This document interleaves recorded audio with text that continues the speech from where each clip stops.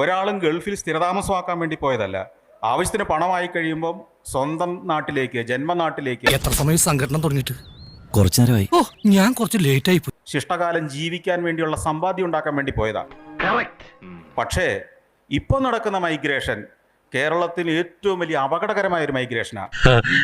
അങ്ങനെയൊക്കെ വഴിയില്ല.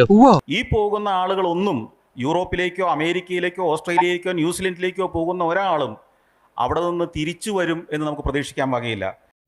100% ഞാൻ യോജിക്കുന്നു. രണ്ടാം ജനറേഷൻ ഒരിക്കലും കേരളത്തിലേക്ക് മടങ്ങില്ല. അതോടെ ആദ്യം പോയ ഫസ്റ്റ് ജനറേഷൻ ആളുകളും മടങ്ങി വരാത്തവരാകുന്നു. എന്തോ കുത്തി പറയുന്ന പോലെ എനിക്ക് ഫീൽ ചെയ്യുന്നുണ്ട് കേട്ടോ. കുത്തിയില്ലല്ലോ, കുത്താൻ പോണല്ലേ ഉള്ളൂ. ഇവിടുത്തെ ചർച്ച കേട്ടാൽ തോന്നുക ഞാനൊരു മലയാളി എന്ന നിലയിൽ അഭിമാനിക്കുന്ന ഒരാളാണ്. ഇതാരാ യുദ്ധഭൂമിയിൽ ഒരു പുതിയ പടൻ? നമ്മൾ ഇന്ത്യ രാജ്യത്തെ 28 സംസ്ഥാനങ്ങളിലൊന്നാണ്. ഈ അറിവ് എവിടെ നിന്ന് കിട്ടി? പത്രത്തിൽ നിന്ന് അടിച്ചു മാറ്റിയതാ. ഏത് ഇന്ത്യയിലെ 36 കോടി ആളുകൾ പട്ടിണി കിടക്കുന്ന ഇന്ത്യയിലെ 35 കോടി ആളുകൾ നിരക്ഷരായ ഇന്ത്യയിലെ ഇത്രയും ഞാൻ ചെയ്തുകൊണ്ടിരിക്കുന്നു. ഞാൻ പൊട്ടനാ? ഇട പറയുന്ന നിനക്കില്ലേലും കേൾക്കുന്ന എനിക്കില്ലടാ ഒരു ചളുപ്പ്. കോടാനുകോടി കുട്ടികൾ സ്കൂളിൽ പോകാത്ത ഇന്ത്യയിലെ നിങ്ങൾ കമ്മ്യൂണിസ്റ്റ് ആണല്ലേ? ഈ 3.5 കോടി മലയാളികളുള്ള നാട്ടിൽ 5-10 ലക്ഷം ആളുകൾ അങ്ങോട്ട് പോകുന്നത് നല്ലതല്ല എന്നാണ് എൻ്റെ ചോദ്യം.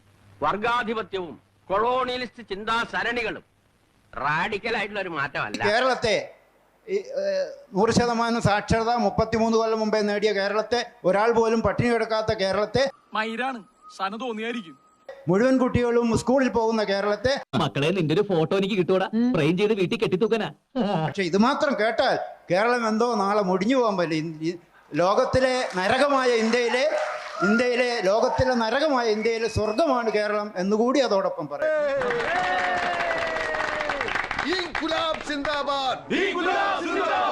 ഇതിനകത്തെ 80% എത്ര ശതമാനം പേരാ കേരളം വിട്ടുപോകാൻ ആഗ്രഹിക്കുന്ന ചെറുപ്പക്കാരെ? 72% ചെറുപ്പക്കാരും കേരളം വിട്ടുപോകാൻ ആഗ്രഹിക്കുന്നതിന്റെ കാരണം എന്താന്ന് പറഞ്ഞാണ് നമ്മൾ ചർച്ച തുടങ്ങിയത്. അതിന്റെ കാരണങ്ങളാണ് നമ്മൾ ഈ പറഞ്ഞത്.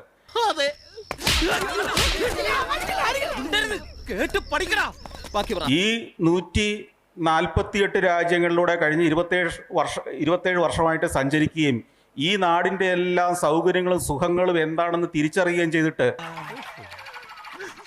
ഇപ്പോഴും ഞാൻ ഈ കേരളത്തിൽ തന്നെ ജീവിക്കുകയും നിങ്ങളുടെ കൂടെ ഇവിടെ ഇരിക്കുകയും ചെയ്യുന്നുണ്ടെന്നുള്ളത് ഓർക്കണം.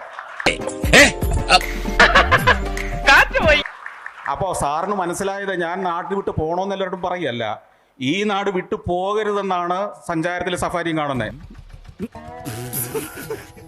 സാർ ഇടയ്ക്ക് സഫാരിയും കൂടെ ഒന്ന് കണ്ടാൽ ഞാൻ എന്തൊക്കെയാ പറയുന്നതെന്ന് മനസ്സിലാവുകയും ചെയ്യും.